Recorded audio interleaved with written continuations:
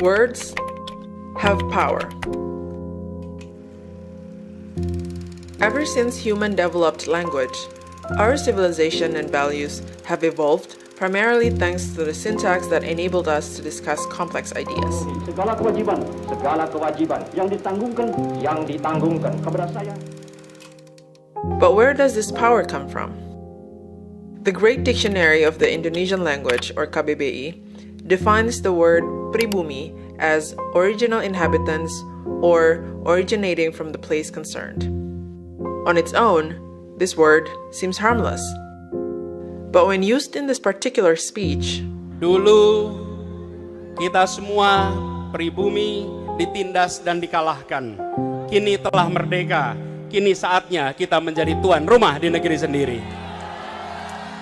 Many people went mad on social media. How did the cold definition of the word transform when it's picked up by a recently elected governor and transmitted to the particular audience before him?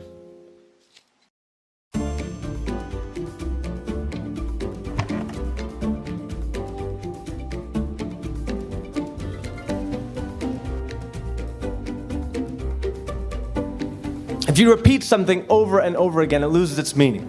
For example, homework, homework, homework, homework, homework, homework, homework, homework, homework, see, nothing. Contrary to what we usually hear, words are rather powerless on their own. It is context that connects words to certain parts of history, to values, and bigger, much more sophisticated ideas. The word pribumi first appeared 150 years ago, when the Dutch introduced a discriminatory law that categorizes the people living in Indonesia into three social classes. First, the Europeanen, or the Europeans. Second, the Vreemde Oosterlingen, or the foreign Eastern, such as the Chinese, Arabs, and Indians.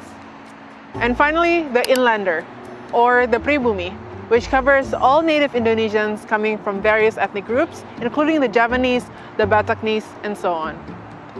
According to Anies Baswedan, he used the word specifically to differentiate between the Indonesians and the Dutch only. Istilah itu digunakan untuk konteks pada saat era penjajahan. Karena saya menulisnya juga pada era penjajahan dulu. Since we cannot deny or confirm his intentions, I thought it would be much more productive to look at the impacts of his speech. In doing so, we can use what's called as discourse analysis, a tool that can help us dissect a content of language, such as writings or speeches. Discourse analysis invites us to ask three questions. Question number one, what is the purpose of his speech? According to a political scientist from the University of Pennsylvania, an inaugural address, such as the one that Anies delivered, should do the following. Unify the country, announce guiding principles, and affirm the limits of power. After a wildly divisive pilkada, the first part, or unify the people, is extremely important. Interestingly, Anies and Sandi seem to agree on this. Karena yang diperlukan bukan menyukai Anies atau menyukai Sandi. Yang kita butuhkan adalah warga Jakarta sama-sama nih. Cari persamaannya lah. Jangan kalau kita terus menitik beratkan di perbedaannya, pasti banyak perbedaan di antara kita. Given these claims, it would not be unreasonable to assume that their intentions was to unify the Jakartans. But just scrolling my Twitter timeline, I can see that the speech has achieved the exact opposite of this goal. Should we ask then if Anies actually had a different goal in mind with his speech? A bold thread on Reddit Indonesia by Kinda 1994 guy reminded us that Anies had a PhD in political science. He knew how these words work, and especially among his base. Kinda 1994 guy called what Anies did as a dog whistle politics, or a coded political messaging that resonates deeply with a specific targeted subgroup. This lets us move to question 2. Who were the people he was talking to? The answer should be pretty simple. The people of Jakarta. But then Jakartans are way too heterogeneous to be put into a single box. The word pribumi might activate different parts of each person's brain, depending on the experience that they went through. For some, it activated anger. It's a word that amplifies an in-group feeling that creates a certain drive to protect your own kind. The people in this group might have been primed with images of affluent ethnic Chinese Indonesians who live in their big homes and drive fancy cars. Contrasting this with the reality of their own modest life, It is simply easier for them to use the word as a cape and fight back against this external threat. For others, this is a word that brought horror, fear, and trauma. These are the families who were forced to change their non-Pribumi names. It was a word of loud warning that told them to run, to hide, and basically do anything they could to protect their lives. For me personally, and probably for a lot of us who were only 6 or 10 during the 1998 riot, the word might carry much less weight, but it probably still vaguely reminded us of terror, of chaos of massive scales, of breaking glasses, of people looting from shops, and just the massive confusion that it created. All these realities are valid, though lived by different people. So if the goal was to unite, picking a word with such a big force to divide is clearly not a smart move. But if part of the actual goal was to resurrect a Pribumi and non-Pribumi discourse, then Anies had done a very good job. So question number 3, what is the impact of his speech? According to Alisa Wahid, Anies' speech had meddled with the unity bond of this country. While this is true, I think we should go deeper and take a look at the fundamentally different impacts that Anies' speech had on different people. The group of people who had been knowingly or unknowingly racist might have seen Anies' speech as a call against the ethnic Chinese Indonesians, and they would feel encouraged, justified, supported, and protected by the use of the word.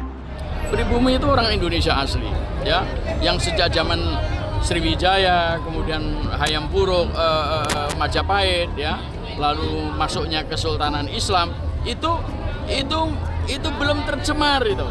Some people in this group even went out of their way and organized a Bangga Pribumi movement. Second, those who are furious about Anies' choice of words. Itu kemudian muncul kata-kata yang sebetulnya sudah jelas kalau kita pelajari dan kita baca di mana-mana. Tahun 98 kata pribumi dan pribumi itu sangat menyakitkan. Siapa sih yang pribumi tidak begini? Ya, negatif sekali toh. Third, those who thought Anies' diction was not preferable but okay. This crowd perceives themselves as reasonable and insisted that Anies' speech probably is simply about colonialism. Dalam konteks apa dia bicara? Dia bicara dalam konteks kolonial. Ya, karena itu harus bangkit. Ya kan? Kan tidak salah kalau dia membicara konteksnya. After all, even President Joko Widodo and Minister Susi Pujiastuti used the word pribumi in the past. Well, there's no point in defending any leader who used the problematic word in the past. Let's not deny that their speech stood under a very different context from when the speech was delivered by a guy who just defeated an ethnic Chinese ex-governor who is now in jail. While it's very tempting to assume best intentions from a man as intelligent as Anies and look away from the problematic context underneath the surface, it's extremely important that we don't. The United States looked away when Trump played around with identity politics. We should not repeat the same mistake.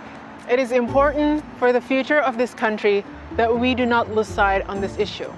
It is important that we stay vigilant, that we protect each other and our society from preying men on the hunt for power.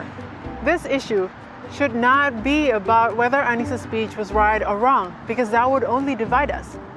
Instead, it should be about reaching out to each other's side and building a mutual understanding.